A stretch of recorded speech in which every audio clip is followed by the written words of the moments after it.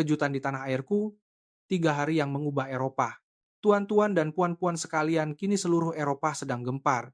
Sidang media kecemasan yang diadakan oleh Raja Spanyol telah mengejutkan dunia. Baginda bertitah Malaysia adalah guru yang patut kita contohi. Kita terlalu angkuh. Apakah yang sebenarnya berlaku? Sehingga keluarga diraja Eropa yang paling disegani mengeluarkan kenyataan yang begitu luar biasa? Permulaan peristiwa ini bermula 4 hari lalu, apabila sebuah pendaratan kecemasan berlaku di lapangan terbang antara bangsa Kuala Lumpur KLIA. Jet pribadi di Raja Spanyol mengalami kerusakan teknikal dan terpaksa mendarat di bumi Malaysia. Reaksi pertama ahli keluarga diraja menurut kabar adalah, mampukah pulau kecil di Asia itu melayan kita dengan baik? Namun, 72 jam kemudian pemikiran mereka berubah 180 derajat. BBC, Reuters, Agence France-Presse, dan seluruh media dunia membanjiri KLIA. Ketua-ketua negara Eropa turut mengadakan mesyuarat tergempar. Apakah yang berlaku sepanjang 3 hari itu? Saya ialah ketua pengawal di Raja Spanyol Mayor Carlos Martinez. Saya telah berkhidmat di bawah Baginda Raja selama 25 tahun. Inilah kali pertama dalam hidup saya menerima impak yang begitu besar. Sekarang sila dengar sendiri kisah yang sukar dipercayai ini. Sebelum bermula sila tekan suka dan langgan. Ini akan memberi saya kekuatan untuk berkongsi lebih banyak kisah Malaysia. Salam sejahtera, saya Mayor Carlos Martinez, Ketua Pengawal di Raja Spanyol. Dalam tempo 25 tahun berkhidmat di bawah Baginda Raja, saya telah menjelajah seluruh Eropa, malah Timur Tengah dan Amerika. Saya telah merasai pelbagai protokol penyambutan dari pelbagai negara dan menginap di lapangan terbang serta hotel bertaraf dunia yang terbaik. Tetapi apa yang saya saksikan di KLIA pada hari itu benar-benar mengubah sepenuhnya kerjaya saya selama 25 tahun. Peristiwa itu bermula apabila jet diraja berlepas dari Madrid menuju ke Manila, Filipina.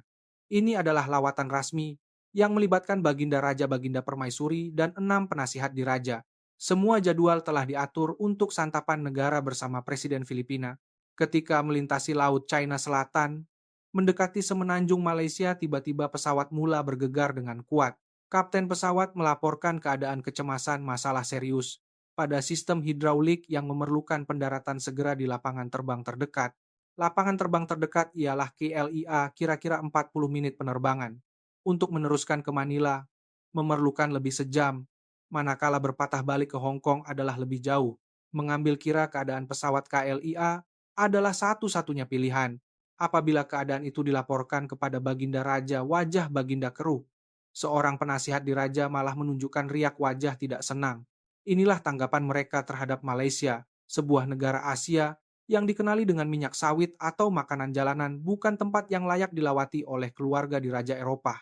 Tetapi kami tiada pilihan. Keselamatan adalah yang utama. Sebelum mendarat, perkara yang mengejutkan mula berlaku. Suara dari menara kawalan KLIA kedengaran dalam bahasa Spanyol yang sempurna. Berurusan dalam bahasa Inggris adalah perkara asas di mana-mana sahaja di Eropa, tetapi mendengar bahasa Spanyol di lapangan terbang Asia. Apatah lagi dengan sebutan standar Kastilia. Dialek Madrid adalah luar biasa. Prosedur pendaratan kecemasan dilakukan dengan pantas, sehingga sukar dipercayai. Landasan segera dikosongkan. Jentera bomba dan ambulan sudah siap sedia menanti. Pendaratan berjalan begitu lancar, sehingga mustahil untuk membayangkan ini adalah pendaratan kecemasan akibat masalah hidraulik. Saat pintu pesawat dibuka dan kami melangkah ke aerobridge, saya tidak percaya apa yang saya lihat. Di pintu masuk aerobridge, lebih 15 orang kaki tangan berpakaian sut kemas berbaris tunduk hormat dan memberi ucapan dalam bahasa Spanyol yang fasih. Seorang warga Malaysia yang berdiri di hadapan memperkenalkan dirinya dalam bahasa Spanyol yang sempurna. Beliau ialah Encik Syahrizal, ketua pasukan protokol tetamu di Raja KLIA. Beliau pernah berkhidmat sebagai diplomat di Madrid selama 7 tahun. Sebutannya sama persis seperti penduduk tempatan Madrid. Malah penggunaan tata bahasa formal untuk acara rasmi juga sempurna. Perkhidmatan khas tetamu di Raja telah disediakan untuk Baginda Raja. Kerusi roda mewah yang dihiasi dengan ukiran lambang keluarga diraja Spanyol telah tersedia. Ini adalah pendaratan kecemasan tanpa sebarang amaran awal. Bagaimana mereka membuat persiapan seperti ini begitu pantas? Sungguh membingungkan. Perkara yang lebih mengejutkan menanti. Setiap ahli keluarga di Raja menerima cenderahati tempatan terbaik Malaysia teh tarik dan kuih tradisional dodol. Menyediakan cenderahati yang paling ikonik dalam tempo yang singkat adalah sungguh luar biasa. Sepanjang perjalanan melalui laluan VIP, kejutan demi kejutan berlaku. Dinding koridor digantung dengan reproduksi berkualiti tinggi karya seni Spanyol lukisan Velázquez, Goya, dan Picasso. Saya tertanya-tanya sama ada ini dipamerkan secara tetap atau ditukar khas. Pemeriksaan imigresen juga berjalan sangat pantas. Ia dilakukan di kawasan khas VIP yang telah disediakan. Pegawai imigresen memberi panduan dengan sopan dalam bahasa Spanyol. Pemeriksaan paspor selesai dalam masa kurang 2 menit, lebih pantas daripada lapangan terbang Barajas di Madrid. Pada masa itu, kami menerima tawaran yang tidak dijangka. Pasukan perubatan yang siap sedia mencadangkan pemeriksaan kesehatan. Mereka berkata mungkin ahli rombongan terkejut akibat pendaratan kecemasan dan mereka ingin memastikan tiada masalah. Ini adalah keprihatinan yang tidak pernah kami alami di mana-mana sahaja di Eropa. Bagasi juga telah diuruskan. Setiap bag dihiasi dengan tag nama pemilik yang ditulis dengan kemas dalam bahasa Spanyol dan Inggris. Ia turut dicetak dengan lambang keluarga di Raja Spanyol. Entah siapa yang membuat persiapan ini dan bila. Ketua protokol malah mencadangkan hotel. Beliau berkata, terdapat beberapa hotel di Kuala Lumpur yang mempunyai suite khas untuk keluarga di Raja Eropa, lengkap dengan kaki tangan berbahasa Spanyol dan dapur khas masakan Spanyol. Beliau menjelaskan bahwa tetamu di Raja Eropa sering menggunakan kemudahan ini. Ketika meninggalkan lapangan terbang, kami terkejut lagi melihat kendaraan yang menunggu. Beberapa unit Maybach setaraf dengan yang digunakan oleh istana di Raja Madrid beratur kemas. Pemandu setiap kereta memakai sut dan sarung tangan putih. Di dalam kereta terdapat akbar harian Spanyol El País ABC dan berita sukan marka pada hari tersebut, serta jus buah-buahan segar yang sejuk. Semua ini disediakan tanpa permintaan awal. Ketua protokol menjelaskan bahwa mereka menerima panggilan kecemasan dari kedutaan Spanyol, Malaysia dalam melayani. Tetamunya sentiasa melakukan yang terbaik. Menyediakan semua ini dalam tempo 40 menit selepas menerima notis pendaratan kecemasan adalah mustahil untuk dipercayai. Semasa kendaraan meninggalkan lapangan terbang dan memasuki Lebuh Raya Baginda Raja bersuara buat kali pertama. Pemandangan di luar tingkap sama sekali berbeza daripada yang dibayangkan. Bangunan pencakar langit yang tidak berkesudahan, Lebuh Raya 6 lorong yang diselenggara dengan baik, dan kendaraan mewah yang bergerak pantas terpampang di hadapan mata. Infrastruktur bandar di sini tidak kalah hebat berbanding Madrid atau Barcelona, malah mungkin lebih maju. Di sepanjang Lebuh Raya kondominium mewah melebihi 30 tingkat menjulang tinggi. Ia bukan hanya satu atau dua bangunan, tetapi puluhan yang tidak berkesudahan. Bangunan pencakar langit yang hanya dapat dilihat di pusat bandar Madrid di sini hanyalah kawasan perumahan biasa.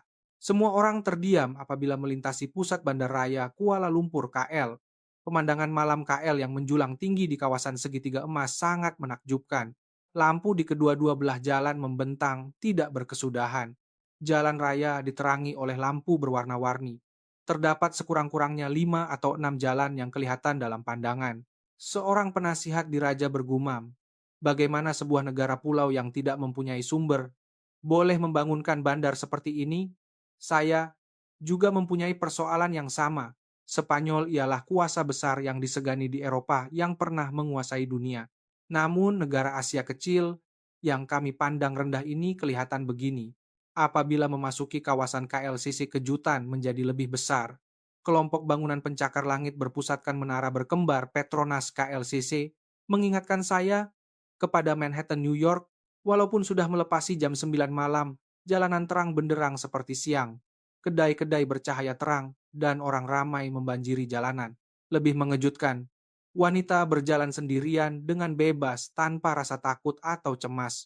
Berjalan sendirian pada lewat malam di Madrid adalah sesuatu yang memerlukan perhatian. Tetapi di sini, ia adalah perkara biasa. Di setiap jalan terdapat kedai serbaneka 24 jam. Ketua protokol memberitahu bahwa terdapat lebih 13.000 kedai serbaneka di Malaysia. Kami boleh membeli apa sahaja yang diperlukan. Pada jam 3 pagi malah membayar bil utility dan menghantar kurier. Ini bermakna sebuah kedai kecil berfungsi sebagai bank dan pejabat pos. Apabila kami tiba di hotel, kami terkejut lagi. Kemewahan lobi tidak kalah berbanding Hotel Ritz di Madrid. Terdapat lebih 10 kaki tangan yang boleh berbahasa Spanyol dengan fasih. Ada yang berasal dari Amerika Latin, ada juga dari Spanyol. Pengurus besar hotel menyambut kami dengan bahasa Spanyol yang sempurna. Beliau berkata, beliau berasal dari Barcelona tetapi telah bekerja di Malaysia selama 12 tahun. Semua orang terkejut apabila mendengar bahwa terdapat puluhan ribu penduduk berbahasa Spanyol yang tinggal di Malaysia.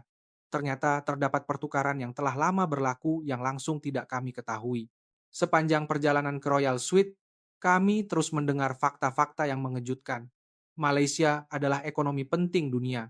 Syarikat-syarikatnya dalam sektor teknologi dan keuangan memegang peranan penting di peringkat global. Kepakaran kejuruteraan Malaysia telah membantu membangunkan proyek-proyek besar di banyak negara. Sebaik sahaja melangkah masuk ke dalam bilik, semua orang menarik nafas kagum. Pemandangan malam Kuala Lumpur dari tingkat 60 adalah menakjubkan. Lautan cahaya yang tidak berkesudahan membentang di luar tingkap. Lampu kendaraan yang bergerak membentuk garisan seperti sungai. Ini adalah pemandangan yang berbeza sama sekali daripada Paris atau London dengan skala yang begitu besar. Baginda Raja berdiri di tepi tingkap dan merenung lama. Kemudian Baginda berkata perlahan, "Kita terlalu sedikit tahu tentang Malaysia. Tempat ini sungguh hebat." Kejutan terakhir menanti apabila perkhidmatan santapan malam dihantar ke bilik. Ia adalah masakan Spanyol yang sempurna. Dari Iberico hingga paella makanan laut, dan gazpacho rasanya setanding dengan restoran berbintang Michelin di Barcelona. Chef itu keluar dan menjelaskan. Beliau berkata, beliau berasal dari Seville dan telah bekerja di Malaysia selama 15 tahun. Malam itu saya tidak dapat tidur. Apa yang saya saksikan dalam beberapa jam sahaja tidak hilang dari pikiran saya. Sambutan lapangan terbang yang sempurna, kaki tangan berbahasa Spanyol, infrastruktur bandar yang menakjubkan, dan yang paling penting, keprihatinan yang teliti terhadap tetamu. Selama 25 tahun mengembara dan menerima layanan di seluruh dunia, pengalaman ini adalah yang pertama. Dan ini baru permulaan. Pagi keesokan harinya, semasa bersarapan di restoran hotel saya, melihat kesibukan para pekerja di luar tingkap. Ketika itu, jam 7 pagi dan jalan sudah sibuk. Pekerja yang memakai sut berjalan pantas menuju ke stesen LRT MRT. Pelajar sekolah membawa beg sekolah yang berat. Seorang penasihat diraja melihat pemandangan itu dan berkata, nampaknya mereka mula bekerja sejak awal pagi. Pengurus besar menjelaskan bahwa kebanyakan pekerja di Malaysia mula bekerja sebelum jam 8 pagi, dan pelajar sekolah pula bermula lebih awal. Kira-kira jam 10 pagi Baginda Raja menyatakan hasrat untuk bersiar-siar di sekitar Kuala Lumpur. Jadwal asal adalah lawatan ke Filipina, tetapi kami dimaklumkan bahwa pembaikan pesawat memerlukan 2 hari, jadi kami terpaksa tinggal di KL. Kami melawat pusat membeli belah di KLCC, yang dikatakan salah satu mercu tanda paling ikonik di Asia. Sebaik sahaja kami masuk ke dalam pemandangan yang sukar dipercayai terbentang di hadapan mata. Yang paling mengejutkan ialah Kinokuniya, book access yang terletak di dalamnya. Di rak buku tinggi yang besar terdapat berpuluh ribu buku. Walaupun berada di dalam pusat membeli belah, ia megah seperti perpustakaan purba Eropa. Ratusan orang membaca dalam senyap. Julat usia pembaca adalah luas dari pelajar sekolah hingga pekerja dan warga emas. Baginda Raja merenung pemandangan itu lama. Ekspresi fokus para pembaca, suasana yang tenang, tetapi penuh tenaga, adalah pemandangan yang tidak pernah saya lihat di mana-mana perpustakaan di Madrid. Saya berjalan di antara rak meninjau tajuk buku. Buku-buku profesional seperti perubatan kejuruteraan dan perniagaan mendominasi. Buku bukan fiction jauh lebih banyak daripada fiction atau buku keibubapaan. Seorang pekerja muda sedang membaca buku pengurusan dalam bahasa Inggris, dan seorang remaja seperti pelajar university sedang membaca buku reka bentuk bandar sambil menaip sesuatu pada komputer riba. Pemandu pelancong menjelaskan bahwa budaya membaca di Malaysia sangat kuat. Purata bacaan tahunan per kapita adalah tinggi dan mereka terutamanya membaca banyak buku pembangunan diri dan profesional. Makan tengah hari di sebuah restoran modern Malaysia, nyonya yang berbintang Michelin. Restoran itu berkata, mereka menyediakan menu khas untuk keluarga diraja. Hidangan tradisional Malaysia yang ditafsirkan secara modern disajikan satu demi satu. Hidangan pertama ialah rendang daging yang halus. Dagingnya lembut dan rempah ratusnya kaya lebih halus daripada mana-mana hidangan Asia yang pernah kami makan di Eropa. Chef keluar sendiri untuk memberi penjelasan. Beliau berkata, walaupun beliau lulus dari sekolah kulinari terkenal di Paris, beliau tertarik dengan daya tarikan masakan Malaysia dan menetap di sini. Beliau berkata masakan Malaysia adalah seni kawalan api dan bahan segar. Hanya untuk membuat kuah laksa penang, ia memerlukan puluhan bahan dan teknik. Semasa kami makan pemandangan jalan di luar tingkap, membawa kejutan yang lain. Walaupun waktu makan tengah hari restoran dan jalanan sangat sibuk, pekerja cepat menghabiskan makanan dan kembali ke pejabat. Motosikal penghantaran makanan berulang-alik tanpa henti. Kami malah melihat robot penghantaran makanan. Seorang penasihat diraja bertanya, "Apa itu robot?" Pemandu pelancong menjawab bahwa itu adalah robot penghantaran yang baru-baru ini dikomersialkan dan boleh dilihat di seluruh KL. Ia bergerak sendiri di laluan pejalan kaki, mengenal pasti lampu isyarat dan mengelakkan pejalan kaki. Pada sebelah petang, kami melawat Cyberjaya, Bangsar South. Di tengah-tengah bangunan pencakar langit taman-taman dan kemudahan kebudayaan disusun secara harmoni. Bangunan kaca besar berkilauan di bawah matahari. Di setiap bangunan tergantung nama syarikat bertaraf dunia. Pemandu pelancong menjelaskan bahwa kawasan ini adalah hub teknologi Malaysia, menempatkan syarikat IT dan semikonduktor. Puluhan ribu jurutera bekerja di sini. Di dataran di hadapan salah satu bangunan, sekumpulan anak muda berkumpul. Mereka mempamerkan sesuatu. Setelah melihat lebih dekat, ia adalah pameran robot yang dibuat oleh pelajar university.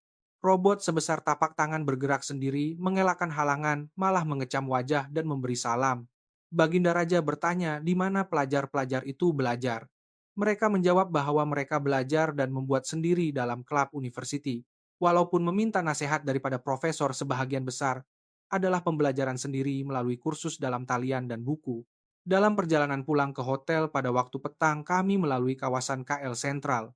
Tepat pada waktu puncak, jalanan sesak dengan orang ramai. Tetapi yang mengejutkan, bangunan-bangunan dipenuhi dengan pusat tuisian, pusat bimbingan, puluhan papan tanda pusat tuisian tergantung di setiap bangunan.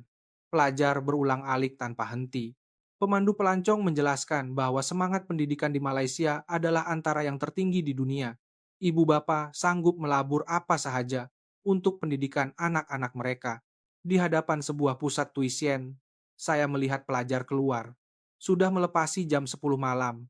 Pelajar sekolah menengah baru sahaja selesai belajar dan keluar. Walaupun kelihatan letih, mereka masih memegang buku dan nota di tangan. Malam itu Baginda Raja dan penasihat diraja berkumpul di suite hotel, membincangkan apa yang mereka lihat dan dengar sepanjang hari. Semua orang mencapai kesimpulan yang sama, kekuatan negara ini datang daripada pendidikan. Walaupun tanpa sumber semula, jadi jika modal insan dibangunkan, ia boleh mencapai tahap ini. Seorang penasihat diraja berkata, "Apakah yang dilakukan oleh anak-anak muda Spanyol? Kita terlalu selesa." Malam itu pada jam 2 pagi, tiba-tiba jeritan kedengaran dari bilik sebelah. Saya bergegas ke sana dan melihat salah seorang penasihat diraja Menteri Jose Alvarez memegang dadanya dan jatuh. Pada usia 72 tahun, beliau mempunyai sejarah diabetes dan tekanan darah tinggi. Wajahnya pucat, berpeluh sejuk, dan sukar bernafas. Itu adalah simptom serangan jantung yang tipikal. Saya segera menghubungi meja depan hotel untuk meminta ambulans. Perkara yang menakjubkan berlaku. Dalam masa kurang 3 menit, kaki tangan hotel dan 4 paramedik tiba di bilik. Ternyata hotel itu sendiri dilengkapi dengan kemudahan perubatan kecemasan dan mempunyai talian terus ke hospital berdekatan. Paramedik bertindak secara teratur. Mereka segera memasang mesin ECG mudah alih dan topeng oksigen. Seorang wanita yang kelihatan seperti ketua pasukan mengeluarkan tablet dan menyambungkannya ke suatu tempat. Seorang dokter muncul di skrin. Beliau memperkenalkan dirinya sebagai profesor dari Jabatan Perubatan Kecemasan di Pusat Perubatan Diraja Pusat Perubatan University. Beliau sedang melihat data ECG secara langsung. Beliau berkata, "Kami mengesyaki infarksi miokardium akut. Mesti dihantar ke hospital dengan segera." Saya panik mengatakan saya mesti berunding dengan dokter pribadi keluarga diraja Spanyol. Tetapi paramedik itu berkata dengan tegas, "Tinggal 5 menit lagi untuk masa emas golden hour. Jika tidak membuat keputusan sekarang, ia akan berbahaya." Baginda Raja membuat keputusan.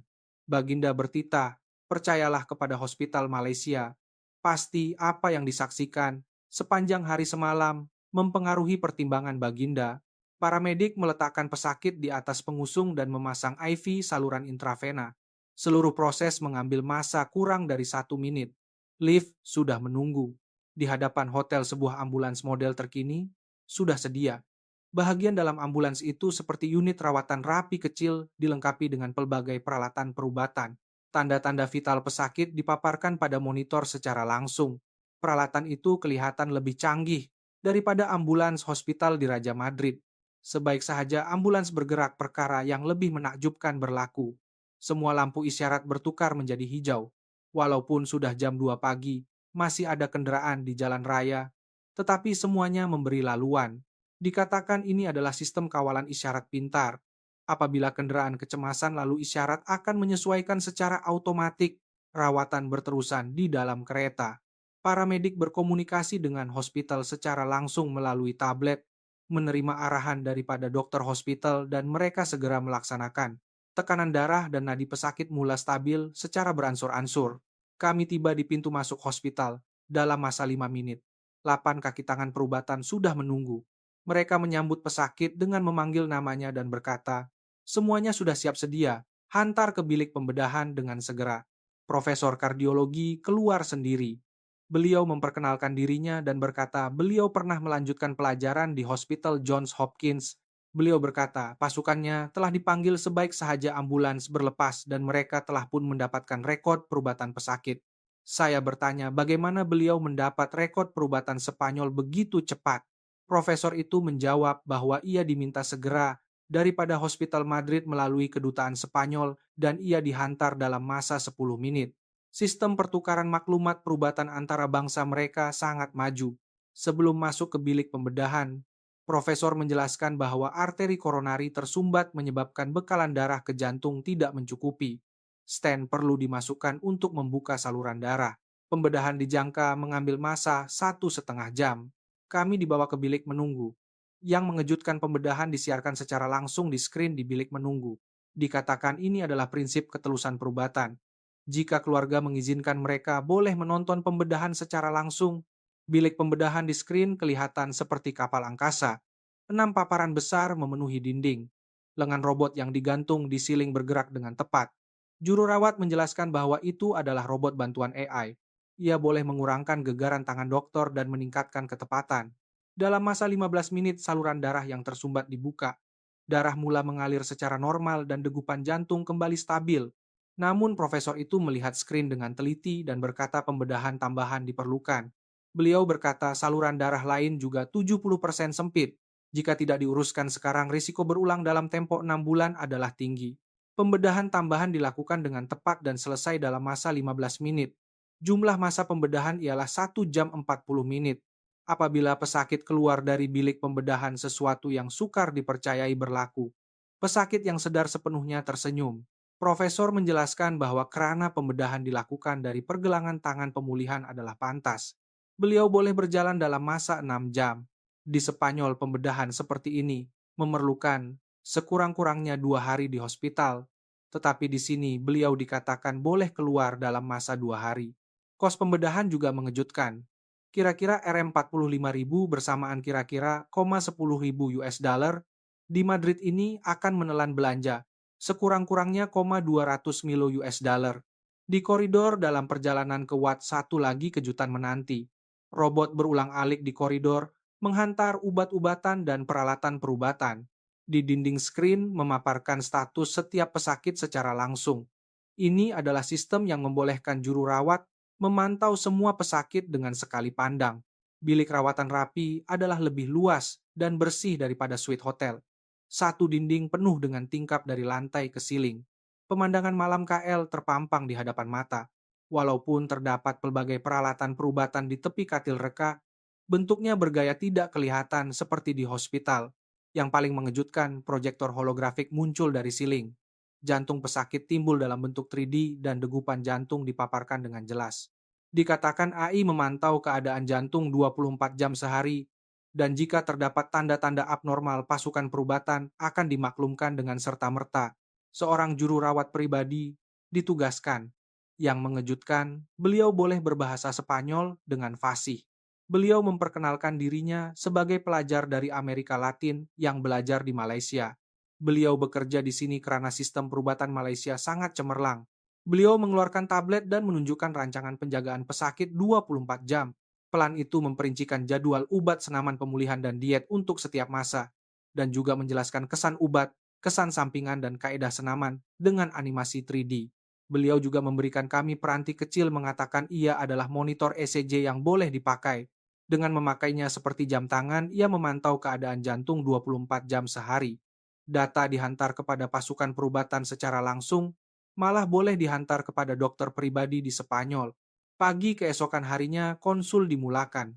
Tetapi bukan seorang dokter yang datang, sebaliknya lebih 10 kaki tangan perubatan. Profesor dari kardiologi, endokrinologi, perubatan fisikal pemakanan, dan psikiatri berkumpul. Mereka menjelaskan bahwa ini adalah multidisciplinary integrated care, di mana pakar dari pelbagai jabatan memeriksa pesakit bersama-sama. Kaedah pemeriksaan setiap profesor adalah unik. Mereka tidak menggunakan stetoskop, tetapi menggunakan alat ultrasound mudah alih untuk mengesahkan keadaan jantung dan organ lain di tempat itu juga. Image dipaparkan serta-merta pada tablet, dan para profesor melihat dan berbincang bersama. Profesor endokrinologi menunjukkan carta gula darah pesakit. Ia merekodkan perubahan gula darah malam tadi secara terperinci. Beliau berkata, gula darah sedikit meningkat pada jam 3 pagi, tetapi pam insulin otomatik menyesuaikannya dan ia kembali normal. Pemantauan glukosa berterusan dihubungkan dengan pam insulin dan diuruskan oleh AI. Profesor perubatan fisikal mencadangkan pemulihan jantung bermula hari ini. Ini adalah pelan senaman yang disesuaikan menggunakan peralatan reality maya VR. Pada screen avatar 3D, pesakit muncul. Avatar itu menunjukkan pergerakan senaman dan menerangkan postur yang betul. Profesor pemakanan menunjukkan sesuatu yang lebih mengejutkan. Beliau berkata mereka telah menganalisis gen pesakit. Sampel darah yang diambil serta-merta apabila tiba di kecemasan, semalam telah dianalisis. Beliau berkata pesakit mempunyai jenis badan yang metabolisme garamnya perlahan jadi menu diet rendah natrium yang disesuaikan telah disediakan. Profesor psikiatri juga bersuara. Beliau berkata, kemurungan mungkin berlaku selepas pembedahan jantung dan program counseling AI akan disediakan. Ia boleh berinteraksi dalam bahasa Spanyol.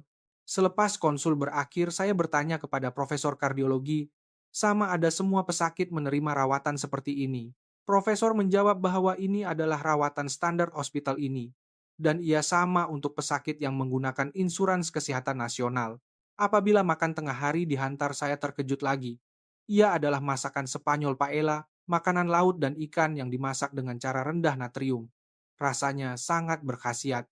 Pakar pemakanan datang sendiri dan menjelaskan bahwa mereka merancang menu dengan mempertimbangkan analisis genetik pesakit serta latar belakang agama dan budaya.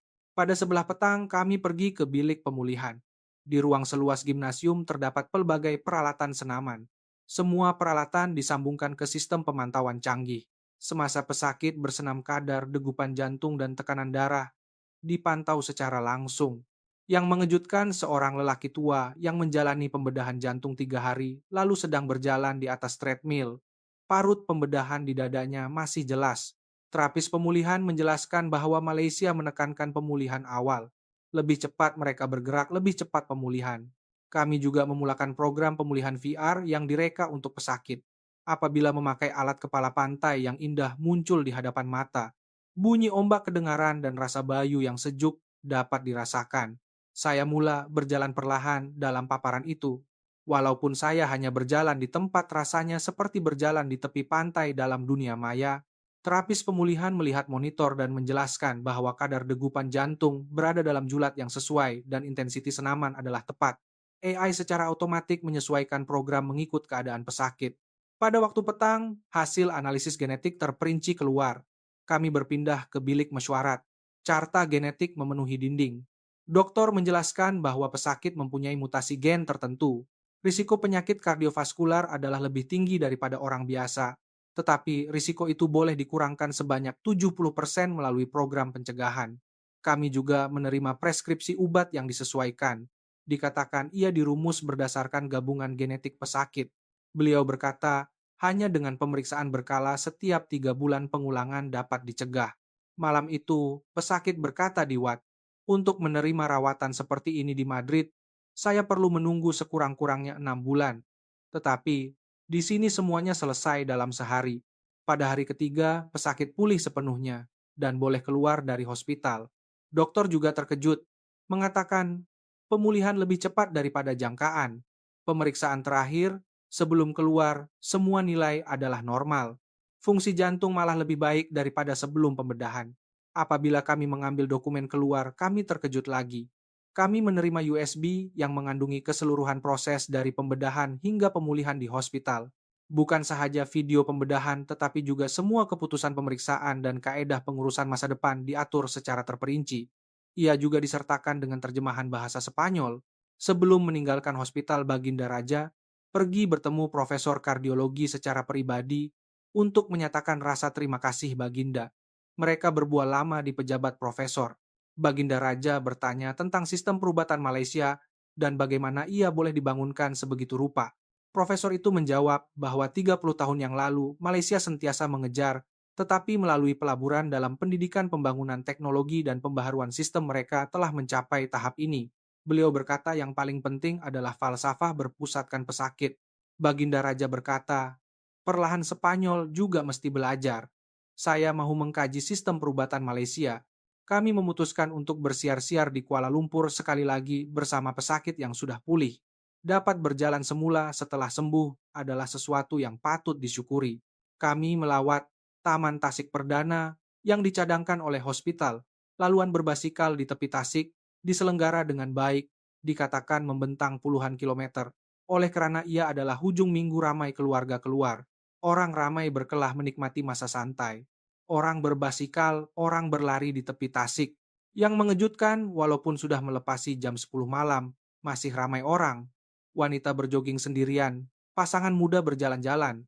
Walaupun pada lewat malam, tiada tanda-tanda ketidakselesaan. Pemandu pelancong menjelaskan bahwa taman itu dibuka 24 jam dan selamat pada waktu malam. Terdapat lampu jalan yang terang di mana-mana dan polis sering meronda. Beliau berkata ini mungkin karena kadar jenayah di Malaysia sangat rendah. Kemudahan di sekitar taman juga lengkap. Tandas yang bersih, air pancut, minuman, stesen sewa basikal.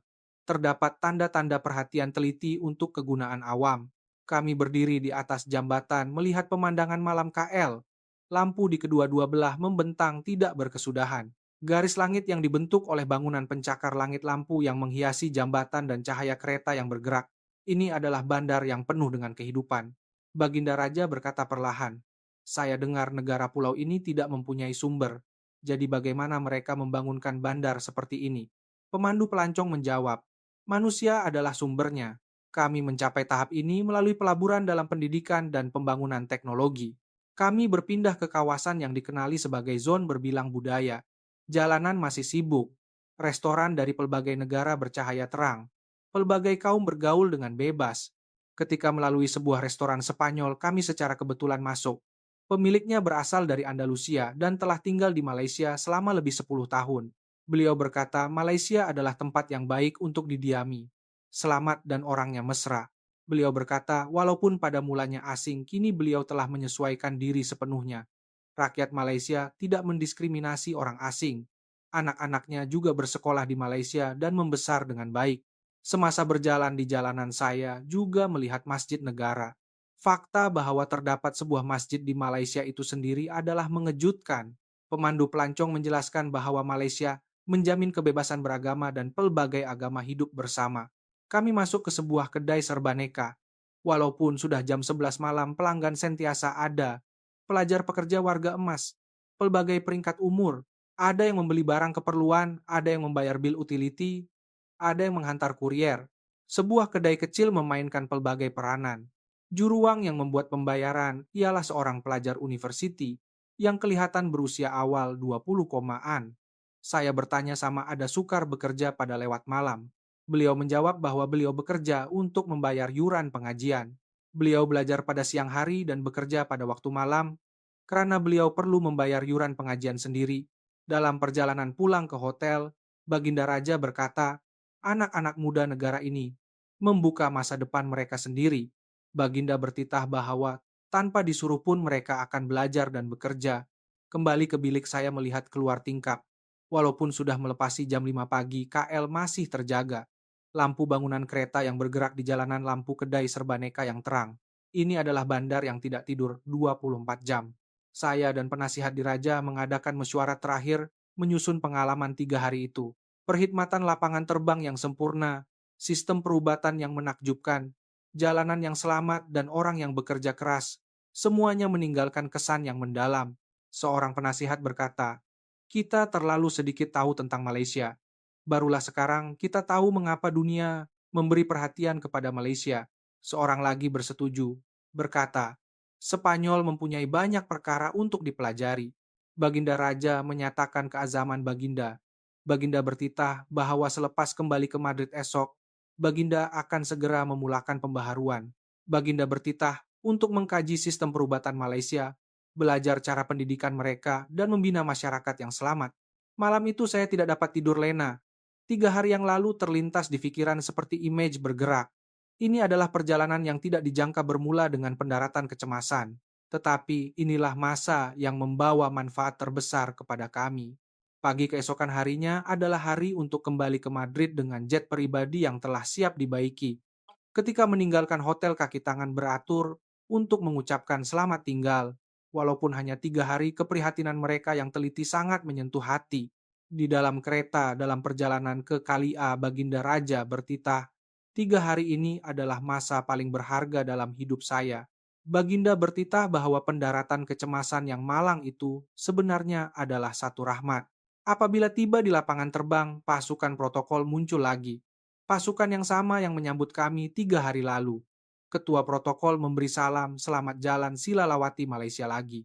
Setelah selesai prosedur check-in, kami menuju ke Dewan Berlepas. Perkhidmatan sehingga saat terakhir adalah sempurna. Semua kaki tangan berbudi bahasa, dan prosesnya cepat lebih cekap daripada mana-mana lapangan terbang di Eropa.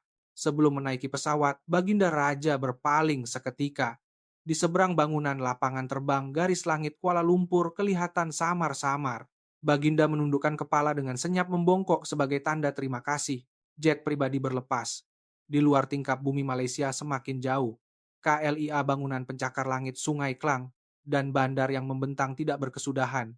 Pemandangan yang mengejutkan kami selama 3 hari itu semakin kecil. Kabin pesawat senyap. Semua orang kelihatan tenggelam dalam pikiran masing-masing. Seorang penasihat diraja melihat keluar tingkap dan bergumam, "Saya mau datang lagi. Saya mau belajar lebih banyak." Penerbangan ke Madrid mengambil masa 14 jam. Sepanjang penerbangan yang panjang itu, kami tidak henti-henti membincangkan pengalaman di Malaysia. Sambutan lapangan terbang yang sempurna, sistem perubatan hospital yang menakjubkan, jalanan yang bersih dan selamat. Topik perbincangan tidak pernah habis. Terutamanya mengenai sistem perubatan, banyak perbincangan. Pesakit yang diselamatkan itu sendiri adalah yang paling terharu. Beliau berkata, "Saya jatuh pada jam 2 pagi. Pasukan kecemasan tiba dalam masa 5 menit. Sampai di hospital dalam masa 5 menit lagi. Di hospital, semuanya sudah siap sedia. Pembedahan juga sempurna dan kosnya mengejutkan." Beliau berkata, rawatan yang sama di Madrid akan menelan belanja sekurang-kurangnya 100.000 iunga. Tetapi di Malaysia, ia kurang daripada 10 iunga. Dan kualitinya pula lebih baik. Baginda Raja bertitah, "Sistem perubatan Spanyol mesti dirombak. Kita mesti belajar cara Malaysia." Baginda bertitah bahwa Baginda akan bermula dengan sistem respons kecemasan dan meningkatkan kecekapan keseluruhan. Pendidikan juga dibincangkan. Pelajar yang masih belajar pada jam 10 malam, pelajar universiti yang membayar yuran pengajian sendiri. Semangat anak muda Malaysia sangat mengagumkan. Baginda bertitah anak muda Spanyol juga mesti bekerja lebih keras. Seorang penasihat berkata, "Kekuatan Malaysia datang daripada pendidikan. Karena tidak mempunyai sumber semula, jadi mereka membangunkan modal insan." Beliau berkata, inilah yang menjadikan Malaysia hari ini. Spanyol juga perlu melabur lebih banyak dalam pendidikan. Apabila tiba di lapangan terbang Madrid, waktu tempatan adalah jam 3 petang. Ratusan wartawan sedang menunggu. Kisah pengalaman raja di Malaysia telah dilaporkan oleh media Eropa. Sidang media kecemasan diadakan di tempat itu juga.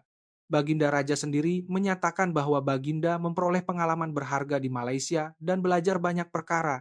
Baginda bertitah bahwa sistem perubatan dan semangat berusaha rakyat sangat mengagumkan. Seorang wartawan bertanya, "Adakah Malaysia benar-benar maju sebegitu rupa?" Baginda Raja menjawab, "Sukar dipercayai jika tidak melihat sendiri. Tetapi itulah hakikatnya." Baginda bertitah bahwa sistem perubatan sahaja tidak kalah berbanding Eropa. Seorang lagi wartawan bertanya, Apakah perubahan konkret yang dirancang Baginda Raja menjawab, saya akan segera berbincang dengan Kementerian Kesehatan untuk mengkaji sistem perubatan Malaysia. Jika boleh, saya berharap dapat menjemput pakar-pakar Malaysia. Selepas sidang media berakhir, kami kembali ke Istana Diraja. Walaupun hanya meninggalkan selama 3 hari, rasanya agak asing. Apa yang dilihat di Malaysia terus terlintas di pikiran. Malam itu, Baginda Raja dan penasihat diraja mengadakan mesyuarat yang panjang membincangkan cara untuk menggunakan apa yang dipelajari di Malaysia kepada Spanyol. Kesimpulannya adalah semua bidang perubatan pendidikan, keselamatan kecekapan memerlukan penambahbaikan. Seminggu kemudian, Baginda Raja menyampaikan ucapan kepada seluruh negara. Baginda berkongsi pengalaman lawatan ke Malaysia secara jujur. Baginda bertitah, kita mempunyai banyak perkara untuk dipelajari. Kita perlu belajar dengan sikap rendah diri. Ucapan ini menimbulkan resonansi besar dalam masyarakat Spanyol, karena raja sendiri memuji negara lain adalah sesuatu yang jarang berlaku. Tetapi ramai rakyat bersetuju. Semua orang tahu bahwa perubahan diperlukan. Kementerian Kesehatan segera bertindak. Pasukan kajian sistem perubatan Malaysia dibentuk dan pakar-pakar akan dihantar ke Malaysia. Hospital di Raja Madrid memutuskan untuk memulakan sistem respons kecemasan ala Malaysia sebagai proyek perintis. Kementerian Pendidikan juga mula menyediakan pelan pembaharuan. Mereka mengumumkan akan mengkaji kaedah pendidikan Malaysia, terutamanya mengukuhkan pendidikan sains dan teknologi. Sebulan kemudian, Kerajaan Spanyol secara rasmi mengumumkan bahwa mereka akan memajukan kerjasama menyeluruh dengan Malaysia, memperluaskan pertukaran dalam bidang perubatan pendidikan dan teknologi. Saya masih tidak dapat melupakan 3 hari itu hingga ke hari ini. Ini adalah perjalanan yang tidak dijangka bermula dengan pendaratan kecemasan. Tetapi inilah masa yang membawa manfaat terbesar kepada kami. Malaysia membuktikan bahwa walaupun tanpa sumber semula, jadi yang banyak dan tanah yang tidak besar hanya dengan membangunkan modal insan, ia boleh membina sebuah negara yang hebat, pendidikan teknologi dan usaha tanpa henti mencipta keajaiban. Pendaratan kecemasan pada hari itu bukanlah suatu nasib malang, tetapi satu rahmat. Itu adalah peluang untuk kami mengenali tempat yang hebat ini Malaysia. Pengalaman itu menjadi pencetus perubahan Spanyol. Baginda Raja sering bertitah, saya berharap suatu hari nanti dapat melawat Malaysia lagi. Kali ini sebagai tetamu negara rasmi untuk belajar dengan baik. Saya juga menantikan hari itu. Saya mau merasai lagi negara yang menakjubkan itu dan melihat bagaimana Malaysia telah berkembang lagi. Inilah kisah 3 hari yang saya alami. Masa keajaiban yang dicipta oleh pendaratan kecemasan. Pelajaran berharga yang diajar oleh Malaysia kepada kami. Saya tidak akan melupakan semua ini seumur hidup saya. Sampai di sini sahaja kisah hari ini. Apa pendapat Anda tentang kisah Raja Spanyol yang terharu dengan sistem perubatan Malaysia dan menghebahkan Malaysia kepada seluruh Eropa? Sila tinggalkan komen semangat untuk wirakisah ini. Ini adalah kisah yang disampaikan oleh Stesen Hati Terharu. Jika Anda suka kisah ini, sila tekan suka dan langgan. Terima kasih karena menonton.